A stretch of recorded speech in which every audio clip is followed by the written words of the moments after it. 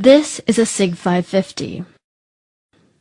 It's designed to destroy anything standing within its 400-meter trajectory.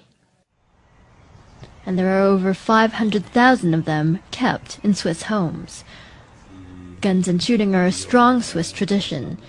Basic military training is mandatory for young men, and afterwards they're required to keep their weapon at home. Mark Heim is the Ticino representative for the lobby group Protel.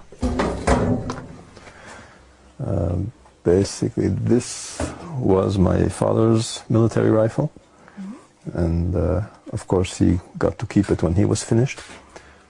I have my grandfather's rifle in the office, hanging on the wall. This was mine when I did service, which is quite an old one. It was introduced in 1957. Was used until 1990. And this is my son's. That's the current model. That's what's being used today. That's what we'll be using to shoot the Feldschießen today. The Feldschießen, or Tiro Federale in Campagna as it's known in these parts, is an annual Swiss event, and it's also the largest shooting festival in the world. Roughly 200,000 people come out to target practice all across the country. Ammunition is provided by the government. Heim goes regularly to this range, and it's often a family affair. It was organized by the government to have a very high state of readiness for the Swiss military and population. The target has always been that within 24 to 48 hours, Switzerland could mobilize a pretty large army, I mean, even by European standards.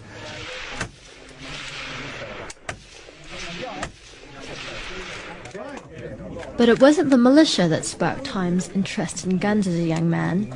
It was an unassuming trip to a Holocaust museum. I was going through all the exhibits and the soap and the lampshades made of people's skin. And while I was looking, I heard a funny noise, and there was an old woman maybe 2 meters from me, and she was trying not to cry. She was sort of sobbing very quietly. She was holding it back. If she had been a few meters further away, I wouldn't have heard her. And she obviously had gone through that. That's when the whole impact of it hit me. And I promised myself I would never be in her situation. I would want to be free, never in a situation where somebody could, march us off to ovens or prisons or just take away our freedom. The key to freedom is the ability to be able to defend yourself. And if you don't have the tools to do that, then you are at the mercy of whoever wants to put you away. And the tools for that